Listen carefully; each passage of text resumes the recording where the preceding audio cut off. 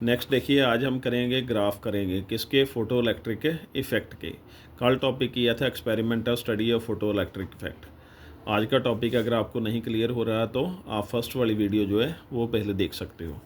आप देखिए ग्राफ किस में है, पोटेंशियल और फोटो इलेक्ट्रिक करंट में। यहाँ पर जीरो होगा पोटेंशियल और इस तरफ नेगेटिव पोटेंशियल हो गया। जो नेगेटिव पोटेंशियल था उसे क्या बोल दिया जाता था, स्टॉपिंग पोटेंशियल या कट ऑफ पोटेंशियल बोल दिया जाता था। स्टॉपिंग पोटेंशियल पर क्या, फोटो इलेक्ट्रिक करंट की वैल्यू क्या हो जाती है, जीरो हो जाती है। अब इसने अलग अलग इंटेंसिटीज़ की जो है रेडिएशन जो है वो यूज़ की है।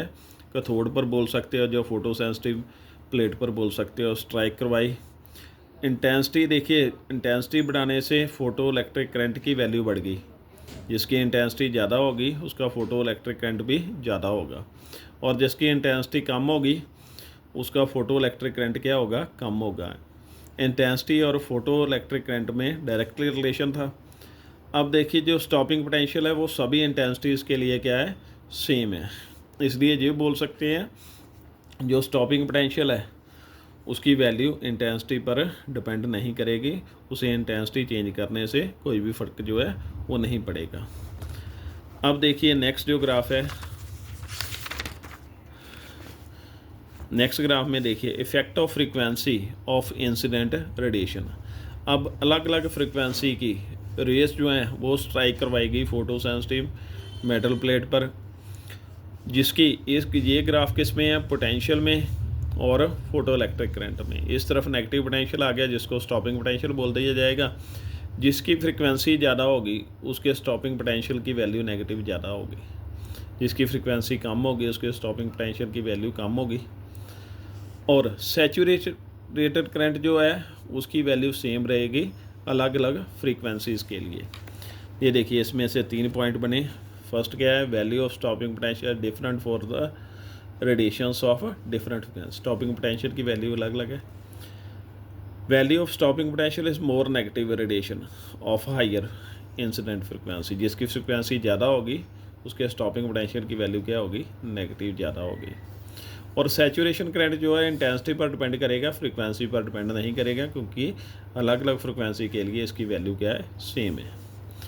अब देखिए जो नेक्स्ट ग्राफ है वो नेक्स्ट ग्राफ किस में है, फ्रीक्वेंसी में और स्टॉपिंग पोटेंशियल में है। दो मेटल हैं ए एंड बी, दोनों का वर्क फंक्शन अलग अलग होगा। वर्क फंक्शन क्या होता है, वो एनर्जी जो मेटल सरफेस से इलेक्ट्रॉन को बाहर निकाल सकता है।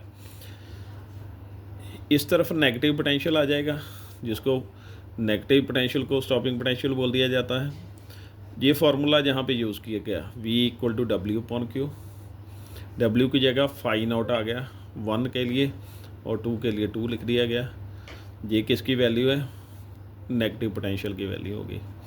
अब देखिए इस मेटल के लिए जहाँ से जो है इलेक्ट्रॉन एमिशन जो है जहाँ से पॉसिबल होगी, इसके लिए जहाँ पर पॉसिबल होगी, इसके लिए फ्रीक्वेंसी हमें ज़्यादा चाहिए। जिस फ्रीक्वेंसी पर इलेक्ट्रॉन एमिशन पॉसिबल होती है उसे क्या बोल दिया जाता है, थ्रेशोल्ड फ्रीक्वेंसी बोल दिया जाता है। वो फ्रीक्वेंसी जिस पर इलेक्ट्रॉन एमिशन जो है पॉसिबल होगी उसे क्या बोल दिया जाता है, थ्रेशोल्ड फ्रीक्वेंसी बोल दिया जाता है। उस पर स्टॉपिंग पोटेंशियल की वैल्यू क्या होगी, जीरो होगी। अब देखिए इसमें जिसका वर्क फंक्शन ज़्यादा होगा, जहाँ हाइयर बोल सकते हो, जिसका वर्क फंक्शन हाइयर होगा उसे ज़्यादा थ्रेशोल्ड फ्रीक्वेंसी की वैल्यू क्या चाहिए, ज़्यादा चाहिए। इसके लिए कम है, इसके लिए क्या है, ज़्यादा है। ये इन दोनों में ग्राफ जो है वो आ गया। ये थे आज के ग्राफ जो कि फ़ोटो इलेक्ट्रिक इफ़ेक्ट के हैं, हमने एक्सप्लेन किए। Thank you.